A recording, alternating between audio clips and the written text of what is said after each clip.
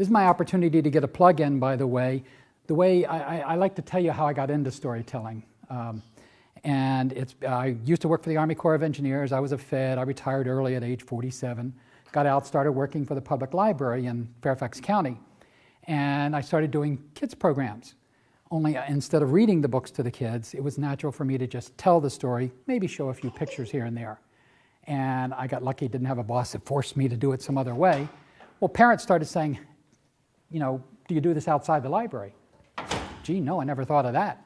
So I fell in with this group called Voices in the Glen. And if you go to www.voicesintheglen.org, you will find the most comprehensive list of storytelling activities in the D.C. metro area, Maryland, D.C., and Virginia. There's a group of about 20 tellers, and we all book ourselves independently, but that website tells you where we're going to be, and 95% of those events are all free, just as this is. So there's not a fee involved. If you are into storytelling, then what you want to do is listen to as many different tellers as possible so that you can get a variety of styles. Margaret, for example, I envy her because I can't do what she does. She is a literary teller. She tells from memory, word for word as the author wrote it. And she can go for 90 minutes doing a Mark Twain story or something, and it's going to be word for word exactly as he wrote it. I would get lost in the middle, and kind of like the computer has a core dump and everything drains out. That's probably what would happen if I tried to do that. What I'm going to do now, I'm going to tell about 5 or 6 stories tonight. I am going to talk in between about technique, because it was billed as a workshop. And the very first thing that I would tell you is take a lot of time selecting your stories. Whether I was working in the library or doing it as I do now, I spend 80% of my time finding the right story. If you don't have some passion around the story you want to tell, it's going to fall pretty flat. If you have that, it works. It takes a little bit of, you got to do it frequently in order to get a sense of what's going to work with an audience. And I will be honest with you, every time I put a new program together, the scariest thing for me is to stand up in front of a group of children or adults and tell those stories for the very first time. I kind of think it's going to work. So far, I haven't had anything fail, but everybody flops sooner or later. And sooner or later, I'll come up with something that just doesn't hit the crowd like a comedian does when you're standing up and they bomb. So I'm prepared for it. But so far, I've been able to assess what the audience is going to want and then deliver it in a fashion that's acceptable to them. Now, that's enough words, isn't it? Let me tell a story. The way that I try to teach people is by example, is to just tell a few things, and then we'll talk about it afterwards as to what made it real for you. The real job of storytelling is to appeal to the senses. And the more senses that I can appeal to, the more I spark your imagination. Because what I tell kids when I go into elementary schools is there's a lot of similarities between storytelling and reading. If they go home and watch TV, the story takes place on the TV set. If they watch a play up on the stage, the story takes place on the stage. But when they read a book, or when somebody reads to them, or when somebody tells them a story, that story takes place right up here in your heads, in your imagination. I'm like a set designer. If I make the right moves and say the right words, you'll see what I'm talking about. And a lot of times for kids your age, what I do is I ask them afterwards to take out a pencil or a crayon, piece of paper, and try to draw a picture of something they saw while I was telling one of my stories. And I get some pretty neat pictures back sometimes. So, first story I want to tell, I think I'll do this one especially for you guys, because I don't know how long you're going to last. I'm hoping you last the whole time, but we'll see. So, I do a program I call Once Upon a Dragon. And 5 years ago, I was in Frederick, Maryland. I went to a thrift store, and there was this giant brass gong hanging up on the wall. $35. I didn't bring it tonight, but it is awesome. And it has 2 dragons down the side of it. And I thought, for $35, one of these days I'm going to have a dragon program. So I bought it.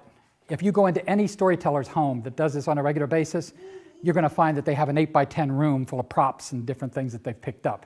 It's just natural. So I bought it. I took it home. It was all corroded and, what you would expect, green instead of the solid, shiny brass that it was. And I tried to polish it. So I wax on, wax off, wax on, wax off. 45 minutes later, I had a little spot like this that was shiny. I said, this is crazy. I'm smart. I used to be a librarian. I can go out on the internet and find a better thing to do. So I did. I searched on home cure remedy for polishing brass. It told me to take that out to my front yard, lay it down on the grass, you're going to love this part, and smear ketchup all over it. So I got the biggest, cheapest bottle of ketchup I could. Said you could use hot sauce too, but hot sauce runs right off. I smeared that ketchup on it. I let it sit in the sun for about 30 minutes, took the garden hose, sprayed it, and all of the ketchup came off, and I picked it up, and it was nice and shiny, and I didn't have to work hard. So that's my tip for the evening. Now, normally I would let you guys whack that gong, but I don't have it with me. But I want to tell a story about dragons, and I have 4 stories in this thing. I'm only going to tell one, and I need your help with this. I'm going to say, you adults can help too if you want, because storytelling is part of acting like kids. I'm going to say, the good knight came down, he jumped onto his horse, and he shouted, away! And I want you to go, away! Can you do that? The good knight came down, he jumped onto his horse, and he shouted, away! If you put your hand up, make sure you put it up high. Don't put it straight out like that, because then you'll stick it in his ear and you'll get that orange stuff and it's all icky and you don't want to do that. So, the sneeze is not part of the program. That's separate sound effects. Then I'm going to say, he galloped through the king's woods. And I want you to go clippity-clop, clippity-clop, clippity-clop. So, I'm going to put them together. The good knight came down, he jumped onto his horse and he shouted, away! Galloped through the king's woods, clippity-clop, clippity-clop, clippity-clop. Let's see, you only have to do one more thing, and let's see, I'll do this one. You have to roar like a dragon. Can you roar like a dragon? Did I say roar like a sick pussycat? I did not. I said you got to roar like a dragon. You know, normally in a library you have to whisper and be really quiet and respectful of other people reading, but we're in a program, so we can do it. I love it. Okay, so here we go. Once upon a time, there was a good knight. The good knight stood watch every night up a tall wall in a crumbly-tumbly tower. One night, he climbed down the tall wall from the crumbly-tumbly tower. He jumped onto his horse and he shouted, away! He galloped through the king's woods, clippity-clop, clippity-clop, clippity-clop. All of a sudden, he heard a very large, very loud roar. Thank you. He looked down and he saw a little dragon boy in front of the cave that was in the deep, dark woods. And the little dragon boy was dressed in his pajamas. And he looked up at the knight and he said, excuse me, sir, but could I have a drink of water and then I'll go to sleep? The good knight did not know what to think, but he was a good knight. So he got a glass of water for that little dragon boy. He tucked him back into bed and he said, sleep well, sleep tight. Good dragon, good night. He ran back outside, he jumped on his horse and he shouted, away! Galloped through the king's woods, clippity-clop, clippity-clop, clippity-clop. Came all the way back, jumped off of the horse, climbed the tall wall to the crumbly-tumbly tower, and there he stood on watch for exactly 3 minutes when he heard another very large, very loud roar. Oh no, it's that dragon again. Back down the tall wall he came from the crumbly-tumbly tower. He jumped onto his horse and he shouted, away! Galloped through the king's woods, clippity-clop, clippity-clop, clippity-clop. Came all the way back and there was a little dragon girl in her PJs. And she looked up and she said, Mr. Knight, could you please read me a story and then I'll go to sleep? And the first little dragon said, just a little bit more water, please. The good knight did not know what to think, but he was a good knight. So he read a story to the second little dragon, got some more water for the first little dragon, tucked them both into bed and said, sleep well, sleep tight. Good dragons, good night. He ran back outside, he jumped on his horse and he shouted, away! Galloped through the king's woods, clippity-clop, clippity-clop, clippity-clop. Came all the way back, jumped off of the horse, climbed a tall wall to the crumbly-tumbly tower, and stood on watch for exactly 1 minute when he heard another very large, very loud roar. Oh no, I can't get any sleep. Back down the tall wall he came from the crumbly-tumbly tower. He jumped onto his horse and he shouted, away! Galloped through the king's woods, clippity-clop, clippity-clop, clippity-clop. Came all the way back and there was a third little dragon, another boy in his pajamas. And he looked up and he said, Mr. Knight, could you please sing me a song and then I'll go to sleep? And the second little dragon said, could you read me another story, please? And the first little dragon said, just a little bit more water, please. The good knight did not know what to think, but he was a good knight. So he sang a little song for the third little dragon. It went like this. I've got a little song and I'll sing it for you. A doodle up, and now it's all through. And now you know why I didn't make American Idol again this year. read a story to the second little dragon, got some more water for the first little dragon, tucked all three of them in bed and said, sleep well, sleep tight, good dragons, good night. He ran back outside, he jumped on his horse and he shouted, away! Galloped through the king's woods, came all the way back, jumped off of the horse, climbed a tall wall to the crumbly tumbly tower, and stood on watch for exactly 30 seconds when he heard the largest, loudest roar of all. Oh no! Back down the tall wall he came from the crumbly tumbly tower. He jumped onto his horse and he shouted, away! Galloped through the king's woods, came all the way back, and there were all three little dragons in front of the cave. Dragons, he said, I had you all in bed. Why have you called me back out here? And they looked up at him and they didn't say anything. You, third little dragon, you want me to sing another song? No. You, second little dragon, you want me to read another story? No. I know what you want. You want just a little bit more water. No. Then what is it that you three dragons called me back out here for? And they all looked up at him, and all together they said, we want a good night kiss. The good night did not know what to think, but he was a good night. So he bent over and he kissed each scaly little cheek. And then he tucked them all into bed and said, sleep well, sleep tight. Good dragons, good night. He ran back outside, he jumped onto his horse, but he didn't leave right away. He waited until he heard them snoring. And then he shouted, away! Galloped through the king's woods, came all the way back, jumped off of the horse, climbed a tall wall to the crumbly tumbly tower, found the biggest pillow he could and laid down and went to sleep. Good night, good night. End of story. Thank you. I'm trying to remember who did the book, Sheila Thomas Moore or Sheila Moore Thomas. It's one of those. There is a series of books, Good Night, Get Well, Good Night, Happy Birthday, Good Night, and I think she has a fourth one out. And the neat thing about her is there's a great bookstore in Portland called Powell's, nationwide, nation famous. A few years back, they ran a contest to pick the top 10 favorite books of all time. And my daughter, who's a librarian in Minneapolis, submitted that book. Now, they got tons and tons of adult books. They narrowed it down to the top 100. She was in the top 100. They narrowed it down, and that book made it into the top 10 with 9 other adult books. So the author has no problem with me telling the story because she got a lot of sales out of that recommendation. My daughter got, I think, $100 prize from Powell's for having her recommendation accepted. So some of the things that help make that is, I never had formal training in mime, but it does help. And if I were going to take anything, that's one of the things I would do to learn how to hold a cup and click and pop and move, because that's all part of creating the image in the mind of what to do. But at least if you're talking to two different people, if you move this way and that way, you can create that image. If you use some different voices, and I'll do a little bit more of that later, that's another way to make that happen. Most important thing is to have fun with a story.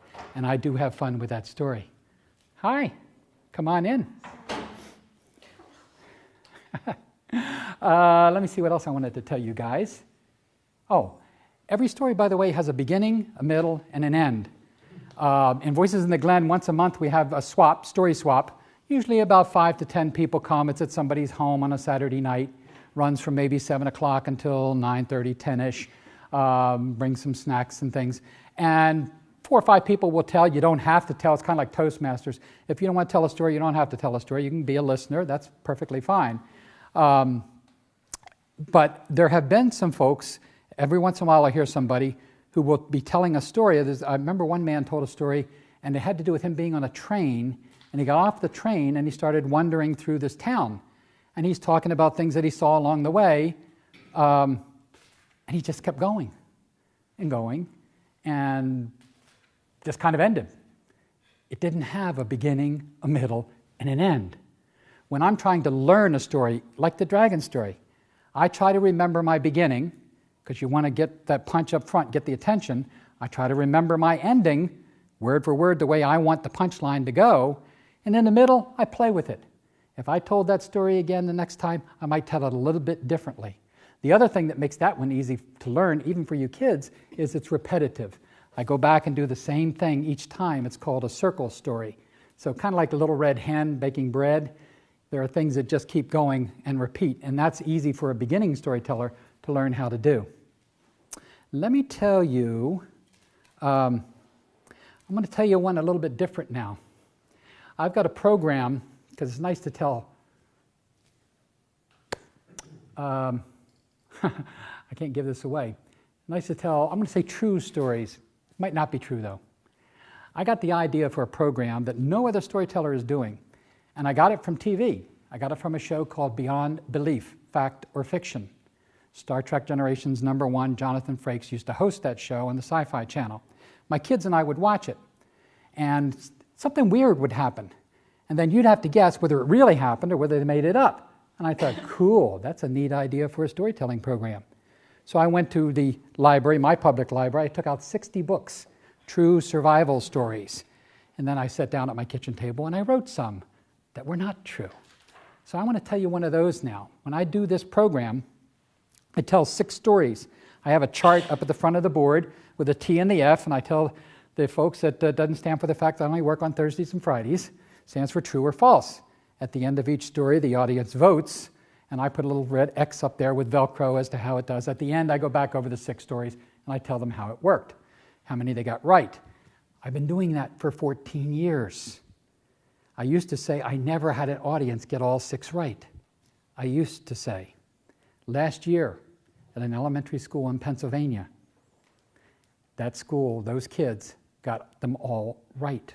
When I was going over the answers, and they knew that they had 5 right, and they knew that they might break the record when they get the 6th one right, when I told them that that 6th story was right, I swear the roof of the gym lifted up about a ½ an inch. The principal came running in. She had been eating a sandwich and she dropped it on the floor. She didn't know what was going on. They got so excited. So, I'm going to tell you a story. At the end, we'll vote on whether you think I told the truth or not. This would also be a good time for me to tell you that about 6 weeks ago, I was invited to and did participate in the 3rd annual Virginia State Liars Contest. There were 13 competitors. I took 2nd. And I took it with a story I'm going to tell a little bit later. Now, by the way, kids, when I was your age, all of our parents tried to instill values in us. With mine, it was, Gary, never tell a lie, especially to your parents, because then they don't know what you're saying. You have trust. But storytellers, well, that's a little different. So, we'll see. This story is about a Marine Corps jet pilot. 1959, jets didn't go quite as fast back then as they do now, but they went pretty fast. He was on a training mission. He had gone from North Carolina up to New England. He was on his way back. He was over the state of Virginia, down by Norfolk, Virginia, and he was about 35,000 feet up in the air. Actually, let me correct that, 42,000 feet up in the air. He looked down at his cockpit and he saw what no pilot wants to see. A small red light was blinking. Fire, fire, fire. It meant his engine was on fire. And the only thing that he could do to try to put it out was to slow his airspeed. Now, he was doing about 750 miles an hour. He slowed down to around 500 miles an hour, and the light went out. Only a few seconds later, his engine stopped completely, and he began hurtling like a missile straight to the ground. Well, he knew what he had to do from his training. He knew he had to bail out, or the plane would go into a tailspin. He would knock his head against the side of the canopy and be knocked unconscious, and he would die in the crash. And back then, pilots didn't flip a switch and push a button. Back then, they had 2 steel bars behind their heads. They had to reach back, grab those bars, yank down hard. That brought a leather apron down in front of their face to protect them as they shot out through the canopy from the onrushing air. He did that. He yanked down hard, shot out through the canopy, still in his seat until that got yanked away. When he hit the outside air, that leather apron that was supposed to protect him was ripped away. The visor on his helmet was ripped off. Right glove was ripped off of his hand, and he felt like somebody was stabbing him in the face with 1,000 icicles all at once. Because inside the plane, the temperature had been about 70 degrees. I'm sure actually a little colder than it is here. Outside, at that height, the temperature was 70 degrees below zero. he began to fall, and as he fell, of course, he picked up speed as he was falling down. And his stomach began to distend, his ears started bleeding, his eyes started bleeding, his nose started bleeding. He looked at his watch. He had been only gone just a couple of minutes. But he fell. Now, he knew he had a parachute on that was supposed to open at 10,000 feet automatically. But he had to struggle to stay conscious because if it didn't open, he had to pull the emergency chute. He also wanted to stay awake because no one had ever parachuted from that high before. He wanted to tell about the experience to the doctors and the other pilots. So he fell, and he fell, and he fell. When he hit the 10,000-foot mark, his parachute opened. And that's when his troubles really began. Boom! I love that part. He had parachuted right into the middle of a thunderstorm. And immediately his parachute went back up 150 feet in the air, and then down again, and then up again, and then down again, and then up again, and then down again, and he threw up several times. Thunder came. Thunder so loud that if he didn't still have his helmet on, it would have caused a concussion. And then lightning. Lightning so bright that this pilot said that even though he closed his eyes and put his hands in front of his face, it was still like staring into the sun itself. And then it began to rain. Not rain like any of us have ever experienced or will ever experience. Rain so heavy that this military Marine pilot honestly believed he was going to become the first person to drown 10,000 feet up in the air. And then the rain turned to hailstones. Not hailstones the size of marbles, not hailstones the size of golf balls, hailstones the size of baseballs. By some miracle, it didn't collapse his chute. It did rip his uniform, and again, if he didn't have his helmet on, it probably would have killed him. He looked at the watch again. He had been up there for 35 minutes. Normally, it would only take 15 minutes to come down, have the chute open, and then land. He had been held prisoner by the storm. He finally went down below the storm, bumped into a tree, fell on the ground, got up bloody, muddy, took off his helmet, looked like an alien from another planet. Car came along and stopped and took one look at him, and they sped off. Then another car came along and stopped, and they started away, but two boys in the back seat of that car saw his military insignia. Dad, they said, that's a pilot. We've got to go back and help him. So the car backed up, and he got in, and they took him to a hospital where he spent 6 weeks recuperating. He gave his helmet to those two boys as a reward for saving his life. And now my favorite three words. Or did he? So, at this point, I would take my vote. How many of you think that really happened to that pilot? I can count in here. Usually I have to go by sight. 1, 2, 3, 4, 5, 5.5, 6. All right. How many think, no way, I made it up? All right. Well, good. I can tell you're all not from Florida. You actually vote. That's very good. Okay. I had more true. All right. Now, again, I would tell 5 other stories. I would go over and we would start from the top or the bottom and I work my way down and I would get to this one and I would say, the pilot story. 140-degree change in temperature. Hailstones the size of baseballs. If you voted true on that story, you got it absolutely right. All of that really happened to him exactly the way I described it. The man's name is Major William Rankin, R-A-N-K-I-N. You can look him up. In military circles, he is known by the book title that he actually wrote about the experience, The Man Who Rode the Thunder. And by the way, I did this in downstate Virginia, and apparently a boy got home and told his mom, and she went on Amazon and bought the last 2 copies in print of the book. So I don't know that you're going to find it in print, but he did write a book about that experience. So it's nice sometimes to tell true stories or made-up stories.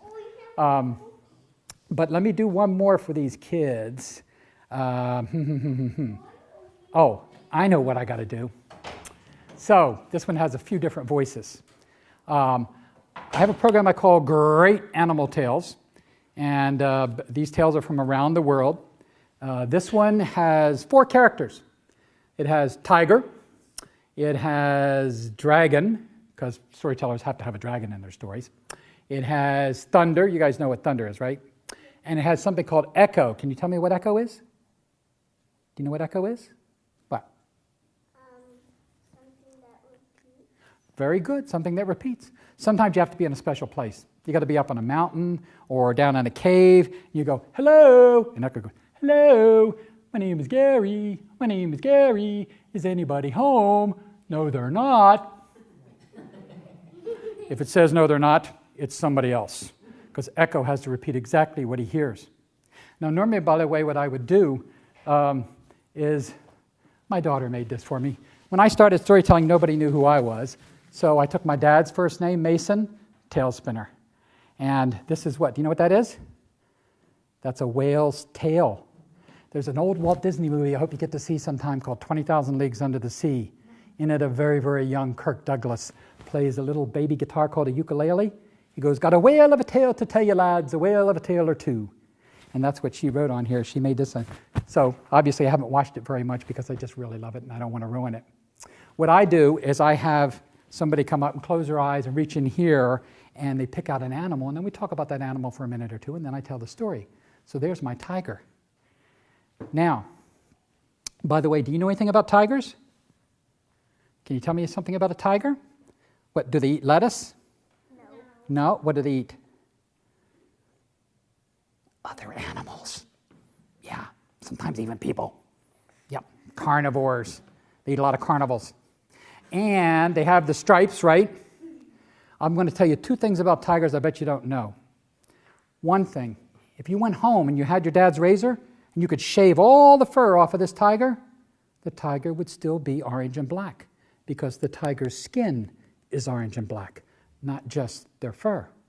The other thing is when you go to the zoo, now you can't count those white tigers because they're too hard to see, but these, you're going to see what looks like a white snowball behind each ear.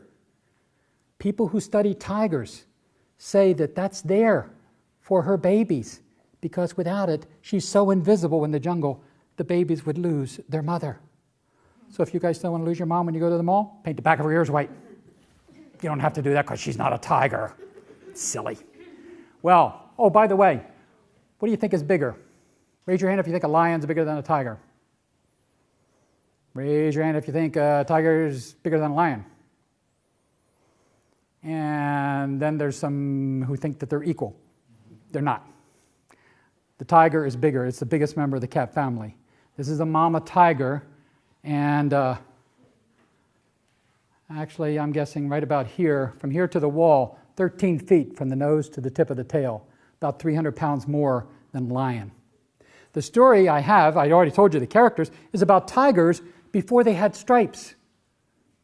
And this kind of a story, by the way, kids, is called a pourquoi story. That's a French word. It means why or how. It's how some people think animals got to be the way they are. Sometimes it's good just to make up a story like, how did the giraffe get such a long neck? Or how did the rhino get his rough skin? This one's about Tiger when he was solid orange, no stripes. And it goes like this. You remember, oh, wait a minute. If I'm going to do a tiger story, duh. What? You don't have one of these? Remember what I said. Now, some storytellers use props. Some think it's anathema. You just tell the story and let the story carry it. I believe strongly that when you're trying to appeal to as many senses as you can, it's nice to have something little to what I call prime the pump, something to get that imagination going. So sometimes I'll do that. If I'm telling a story about rabbit, I might have just a rabbit nose, and that's all. $1.29 Walmart rabbit disguise. But I will use that just to get that pump primed for the imagination. So here we go. I said dragon, tiger, echo, and thunder. They were all up on Great Mountain one day, and they were arguing. And Tiger said, I'm the strongest, I'm the best. And the dragon said, but I'm the hottest, I'm the best. Echo said, well, I'm the smartest, I'm the best. And Thunder said, I'm the loudest, I'm the best. They couldn't decide who was. But Tiger had an idea. Tiger said, I know. Let's each one of us do what we do best. And if you can make the other three say stop no more, you win. And since I thought of it first, I get to go first. And Tiger got ready to do what tigers do best, and that is roar. He walked back and forth. He popped his claws out, and all of a sudden he went, roar! Well, when he did, Echo rolled off a great mountain, down across Blue River, up Little Mountain. Thunder went up and hid behind a little white cloud, and the dragon unfurled his wings and flew off into the sky. And when he came back, he said, Tiger, you didn't make any of us say stop no more. You lose. I know, said Tiger. Then it was Thunder's turn. Thunder went up behind that little white cloud, and the little white cloud got bigger and darker and bigger and darker and bigger and darker, and then boom, thunder shook the sky. And when he did, Tiger said, "Stop, no more." Echo rolled off a great mountain, down across Blue River, up Little Mountain, and the dragon unfurled his wings and flew off into the sky. When he came back, he said, "Thunder, you did better than Tiger." "Better than Tiger," said Thunder. "Yes, but you still didn't get two of us to say stop, no more." And then it was Echo's turn. Echo stood still. Echo didn't say anything. 5 minutes went by. 10 minutes went by. Echo didn't say anything. Tiger couldn't stand it. Finally said, "Echo, it's your turn." "Echo, it's your turn." "It's not my turn." "It's not my turn." "It is your turn. It is your turn. You go. You go." Finally, Thunder just said, "Stop, no more." And Echo Tiger standing beside him said, "Stop, no more." And the dragon unfurled his wings and flew off into the sky. When he came back down, he said, "Echo, you did better than Tiger and Thunder." "Better than Tiger and Thunder," said Echo. "Yes, but you still didn't get me to say stop, no more." And then it was Dragon's turn. Thunder went up and hid behind that little white cloud, and Dragon got a belly full of fire going right down here, and he brought it up into his chest, and he turned and went whoosh, and the cloud caught on fire, and Thunder came out and said, "Stop, no more." Dragon flew down, and he landed right beside Echo, and he knew that wouldn't work with Echo. He had to do something different. So he got very calm. In his most polite dragon voice, he turned and said, "Stop, no more." And Echo, who has to repeat everything he hears, had to say, "Stop, no more." And he was out of the contest. And that just left Tiger. Tiger with his solid orange skin, no stripes at all. He ran off a great mountain, down across Blue River, into the jungle beneath the trees. The dragon unfurled his wings. He flew overhead. He could see Tiger running down below. He got a belly full of fire going down here. He brought it up into his chest, and he went whoosh, and the tops of all the trees caught on fire. Tiger would have made it out that day, but there was a wind, and it blew the fire ahead of him, and all of a sudden the burning branches from the top of the trees fell right on Tiger's beautiful orange skin, and Tiger said, "Stop, no more." Dragon flew down, and he landed right beside Tiger. He had a big smile on his face. "Tiger, I won the contest." "Oh, by the way, Tiger, have you looked at your skin? It's all stripy from the burning branches that fell on it." And that's the story of how the tiger got his stripes. And I'm sticking to it.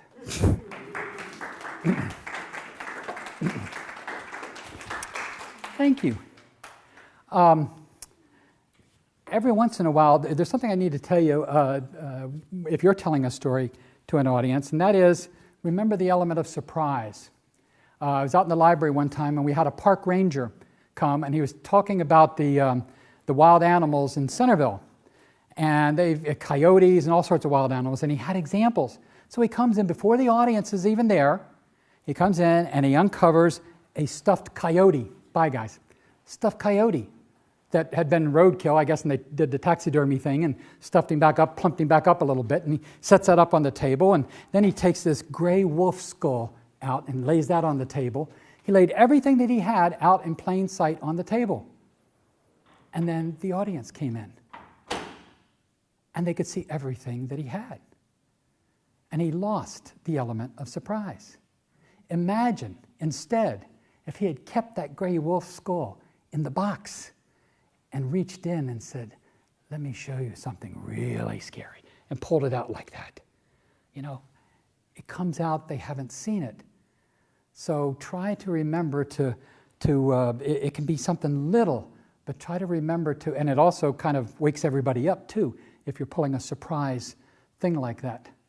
I would encourage you to collect stories from mom, dad, uncles, aunts, whatever. I was standing in a jewelry store not long ago, and a man came in, older man came in, and he laid a cloth out and opened it up, and there was all of this jewelry. His wife had died. And he said to the jeweler, "You know, I want you to price this. I want to sell it." And the jeweler said, "You know, any particular reason?" The guy said, "Well, my wife died, and I've got 3 adult kids, but I know what's going to happen if I give it to them. They're just going to take it and sell it themselves. They have no desire to keep it." And I was just thinking to myself, how sad. And I actually, though it was not my business to do so, I actually did tell him.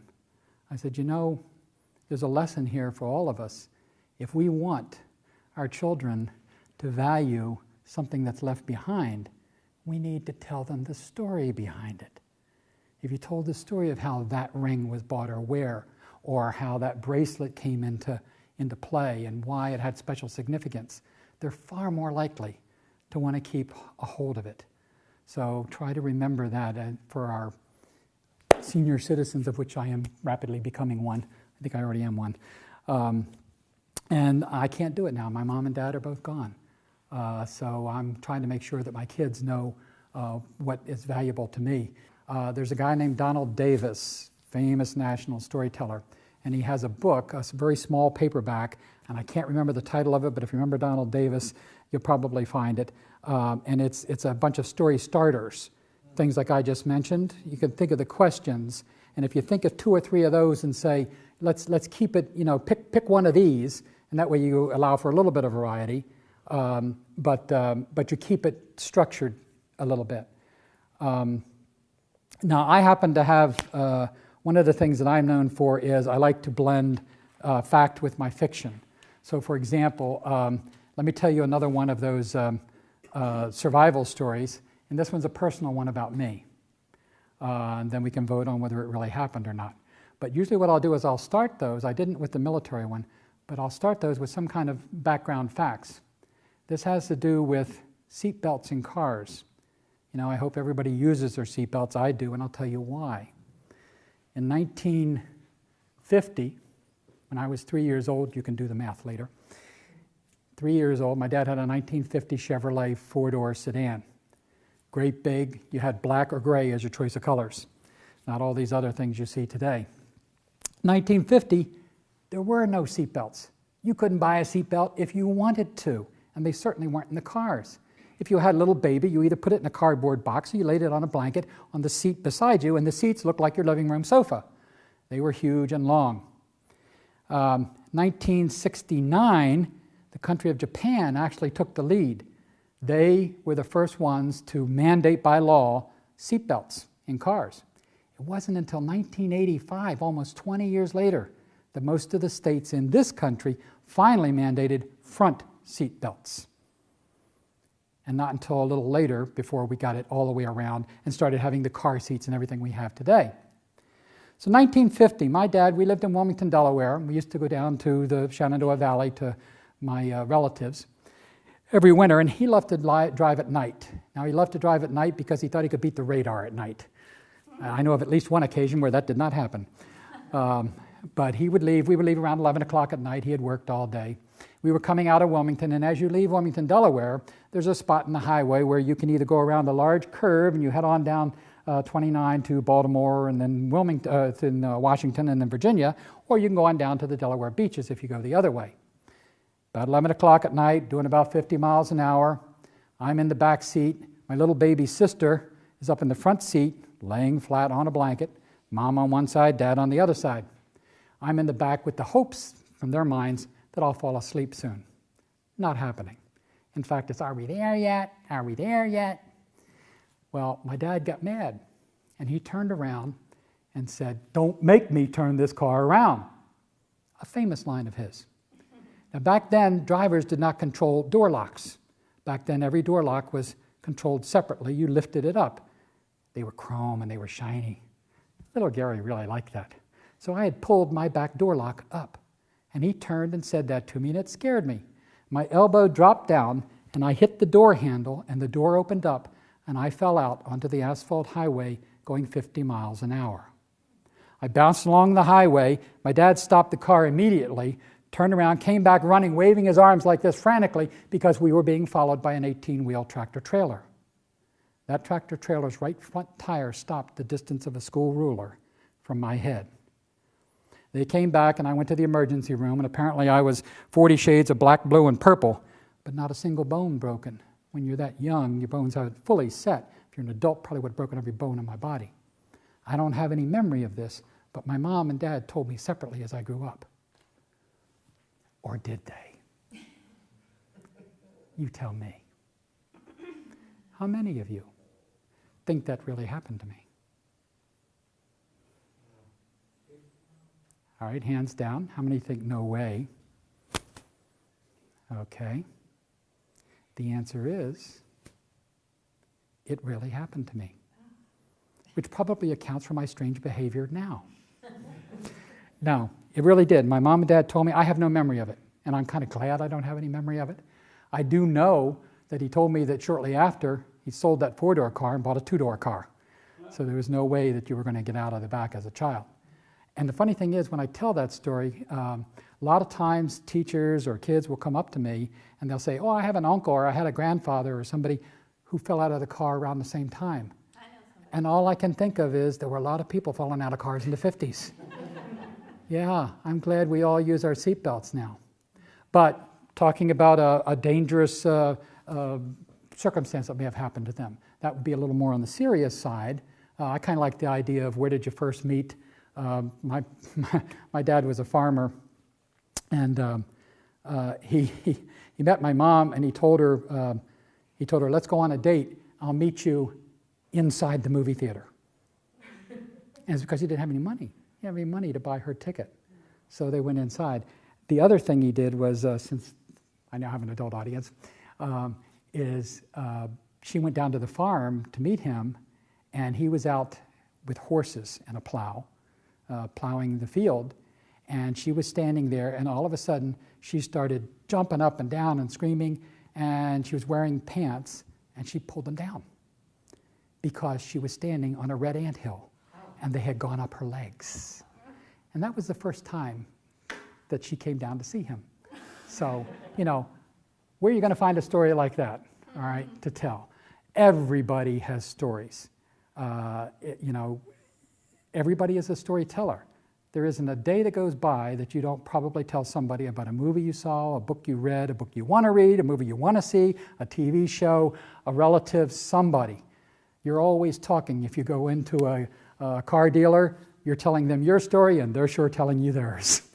So we all do it on a regular basis. I love to watch the politicians, love to watch the national conventions especially, because they have really glommed onto this lock, stock, and barrel. I met Jerry Connolly a couple of years ago, and he was telling me about storytelling and how he uses it. And you'll hear they'll be there and they'll look up in the audience and say, "Let me tell you about Annie Banny up there. Let me tell you how she got the way she is."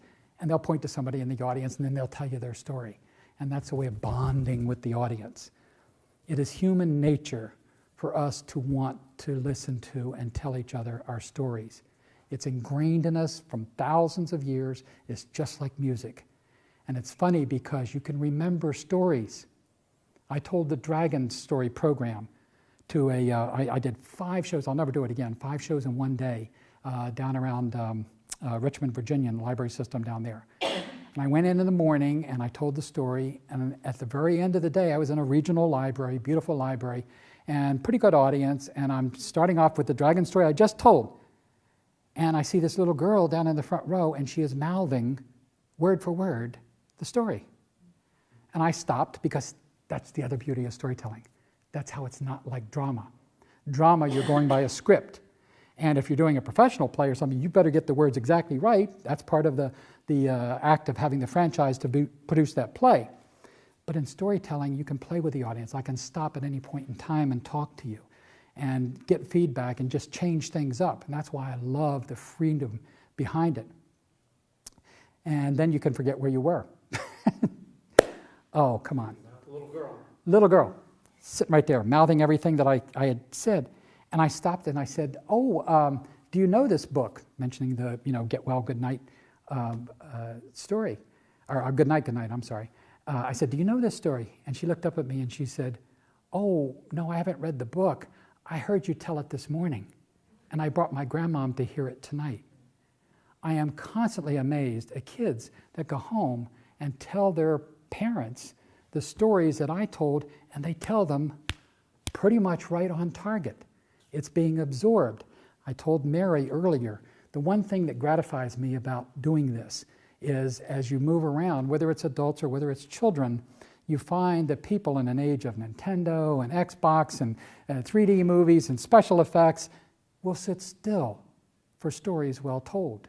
It's kind of like we hunger to hear other stories. I like to say it's what separates us from the beasts of the jungle and the animals of the forest, because we can share experiences. I may never swim with sharks. I may never climb a mountain, but I can read and listen to stories about people that have done that, and in that way share that experience, and I can share it centuries back.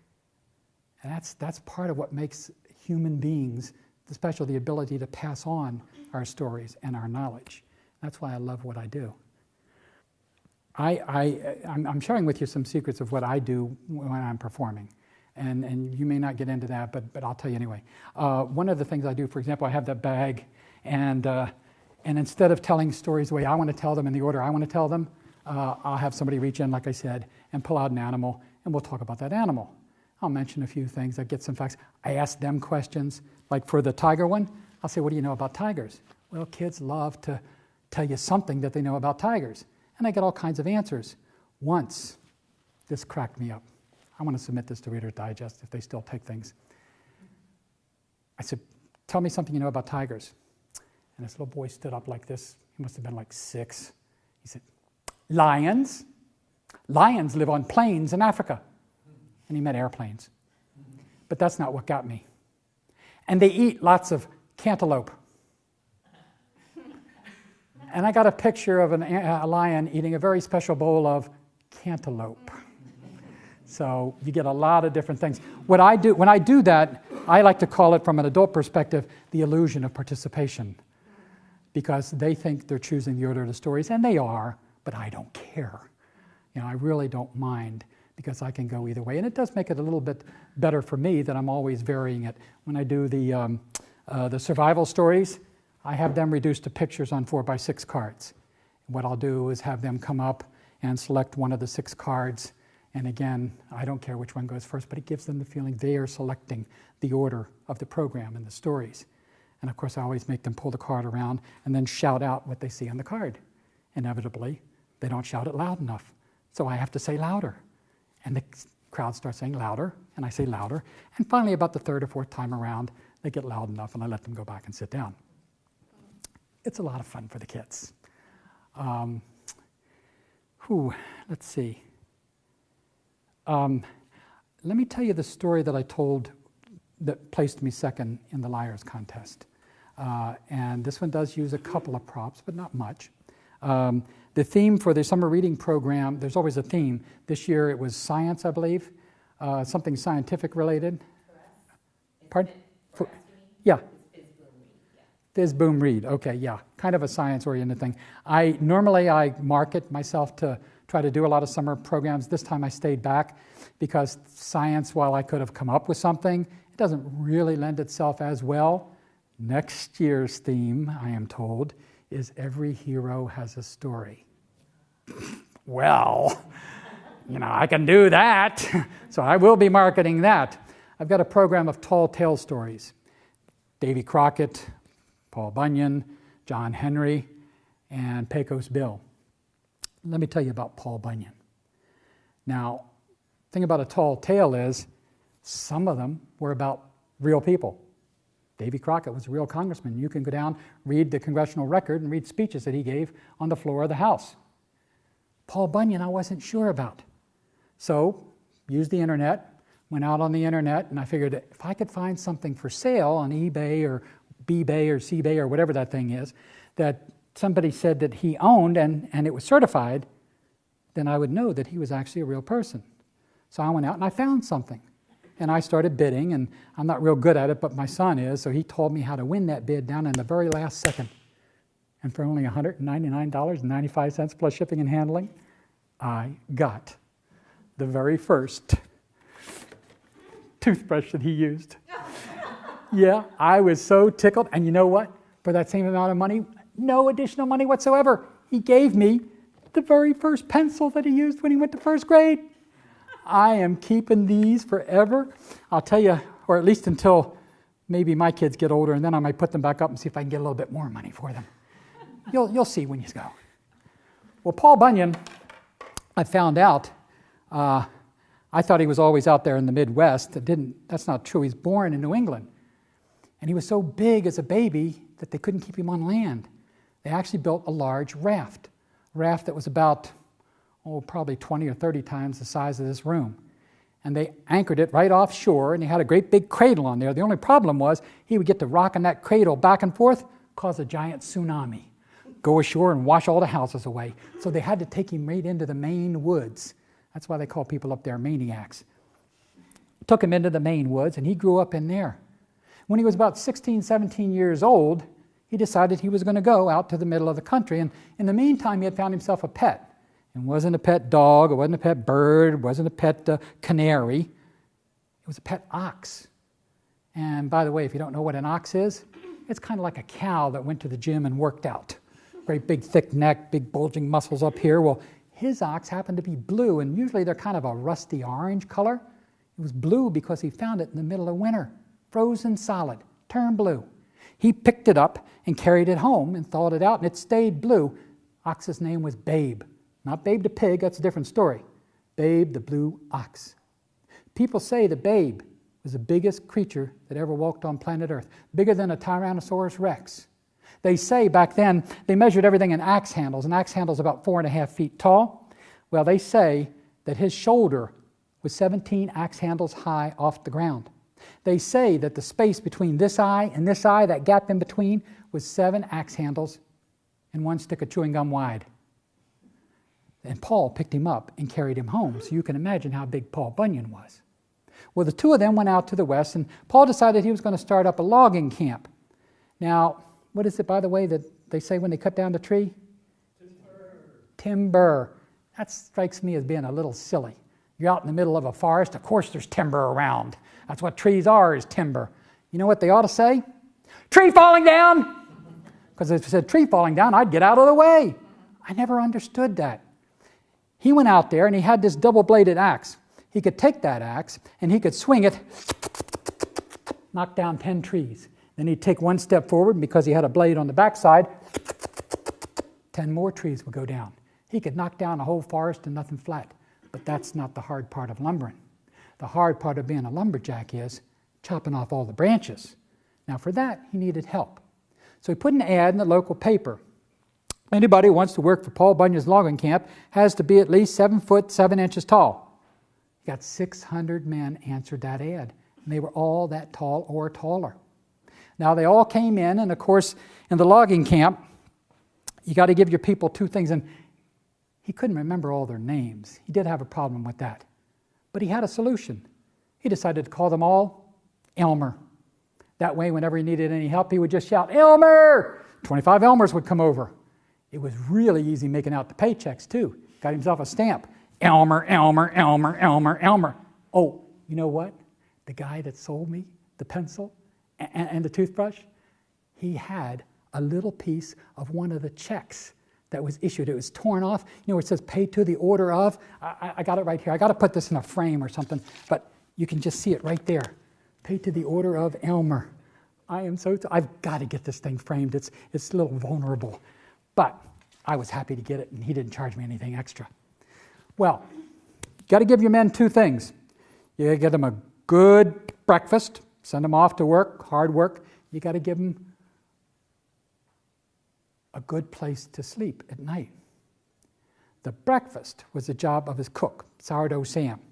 Called Sourdough Sam because the only thing you really knew how to make was sourdough biscuits. Well, I like sourdough biscuits. Wake up Monday morning, get yourself sourdough biscuit. Wake up Tuesday morning, get yourself sourdough biscuit. Wake up Wednesday morning, get yourself a sourdough biscuit. You wake up Thursday morning and get yourself a sourdough biscuit. Wake up and you don't want breakfast. Paul's favorite food was flapjacks. The only problem was he didn't have a griddle big enough to make flapjacks for 600 men and himself. So he decided he would go to Detroit. He hitched up Babe the Blue Ox, and they walked 129 miles to Detroit City, where cars were being made out of steel at the time. Got himself the steel from about 135 cars, melted it down, made a gigantic kind of a oval round platter, put a big hole right in the middle. Now that was going to be his griddle. The only problem was how he was going to get it back to camp.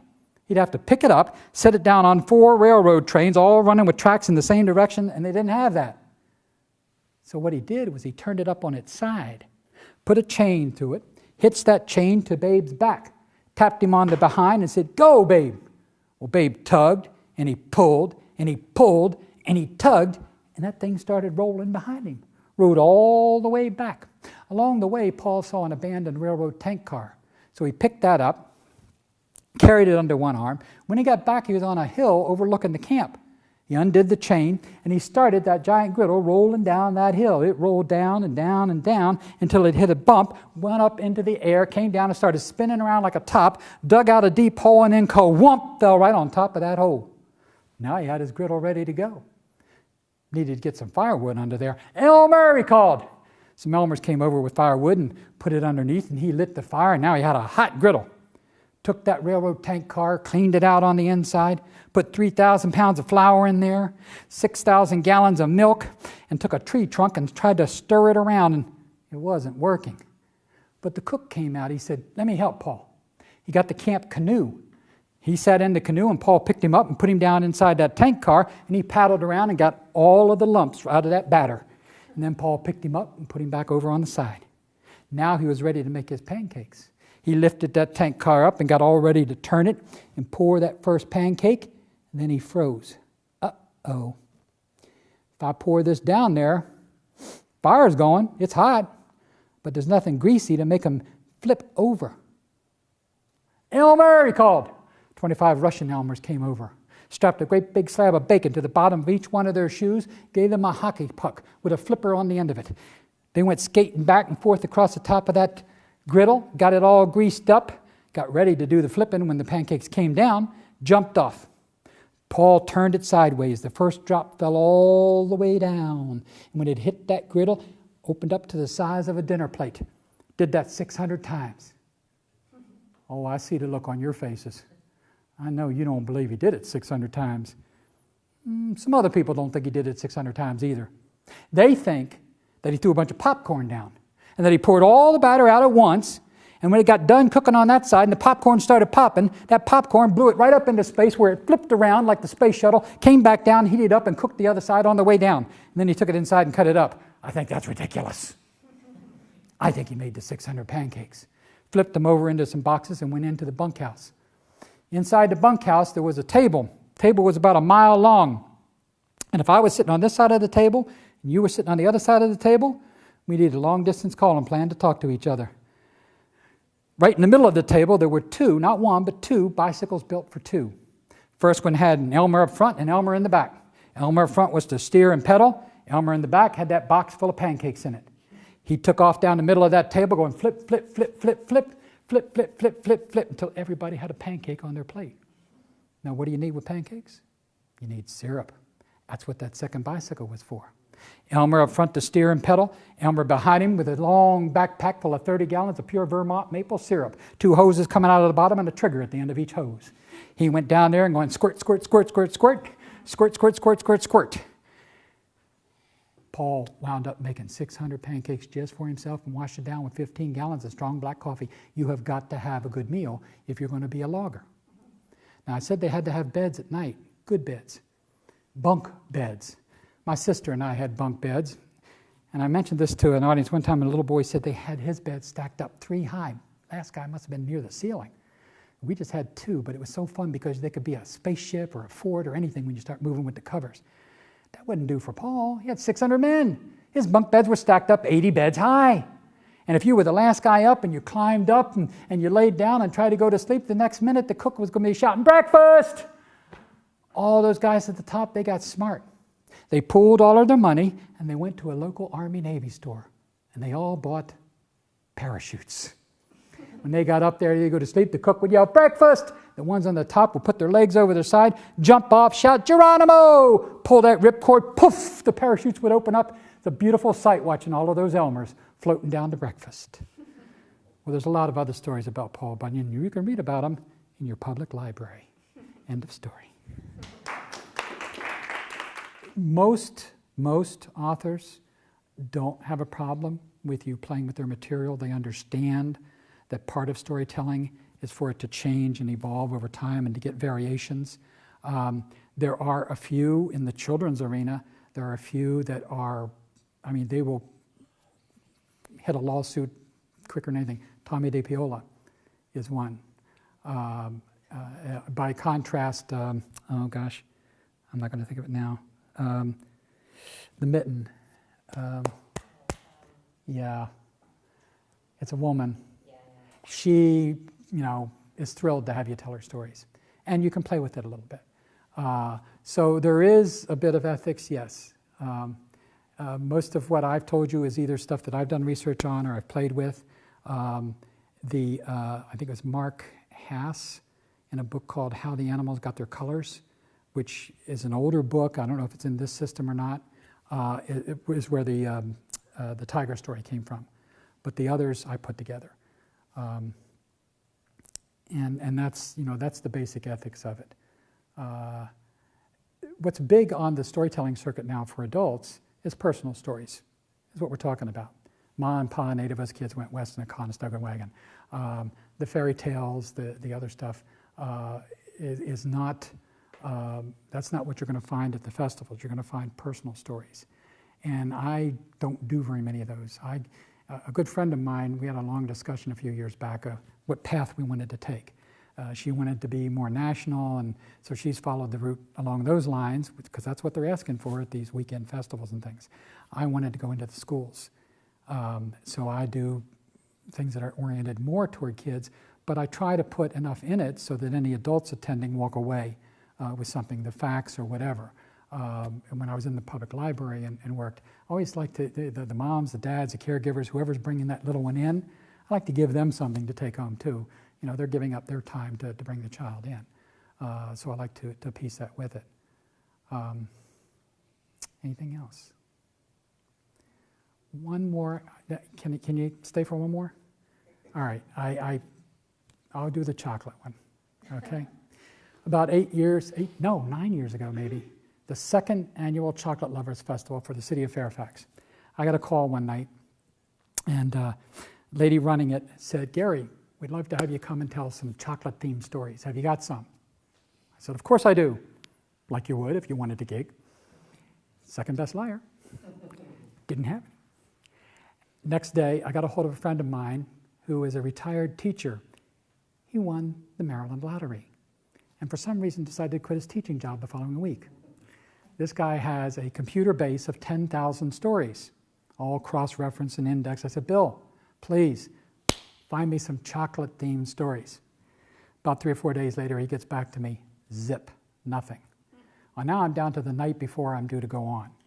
So in desperation, I sat down on my computer, poured some chocolate in, and rewrote some old classics. I did Goldilocks and the Three Bars. I did the Emperor's New Candy Bar, variation on Emperor's New Clothes. And I did Queen Beatrice's Chocolate Touch. She was married to King Midas and gave him the idea for the golden touch. And that's the one I'll tell you. And by the way, I start off this, I asked one time, what was King Midas famous for? And I am not kidding you, a kindergartner stood up, and I'm thinking, he's going to say something. I said, "Oh yeah, what was King Midas famous for?" And he goes, "Metamorphosis."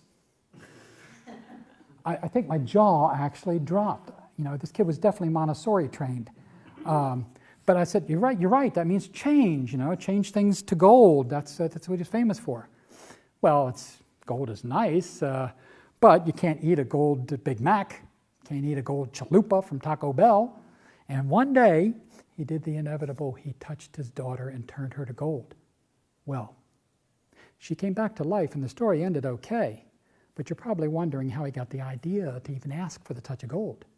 I know the answer, and I'm going to share it with you. You see, Queen Beatrice, his wife, had a secret that nobody else knew in the castle. Well, wait a minute, 2 people knew it. The castle candy maker and the castle baker. She was a chocoholic. She was in that 12-step program where you're never more than 12 steps away from chocolate. When the king and her would sit down to eat, whatever he was having, they would make for her out of chocolate. If it was meatloaf and mashed potatoes, they'd whip up some white chocolate to make it look like mashed potatoes. If it was fried chicken, they would make it look like fried chicken. And you say, "Wait a minute, Mr. Lloyd, that's crazy." Once a year, Hershey, Pennsylvania, the home of chocolate. I have taken the chocolate bath, by the way. A must if I'm going to do the program, and be honest. But you don't want to conjure up that vision. That's okay. They have chocolate fried chicken. They have chocolate salad with salad dressing. You can get just about anything out of chocolate, so it's not as crazy as you might think. Well, one time he was away, and the people knew that she was going to have a baby, and they decided to give her a shower. Well, everybody showed up in a great big long line, and by the way, she had a regal crown and a long flowing robe, and everybody actually called her Queen Bee instead of Queen Beatrice. Everybody loved Queen Bee. Well, this long line narrowed down until the very last person in line, a little old guy kind of bent over like this, had the most beautiful almond eyes full of joy that you'd ever want to see. I forgot something. Normally what I do is have you name your favorite candy bar, because this has some candy bars in it. I won't do that for you right now. Mine was Sky Bar, by the way, just for the record, which you can still get at Cracker Barrel. Yeah. Anyway, little old guy came up and he said, Queen Bee, I have a special present for you. And he brought out a box that looked, just like this. And he said, inside this box is a chocolate fairy. And he's been in there for 500 years. And she looked at him and she said, 500 years? Would you believe 50 years? 50 years? Okay, I caught him 3 days ago, but aren't you glad it's not the broccoli fairy?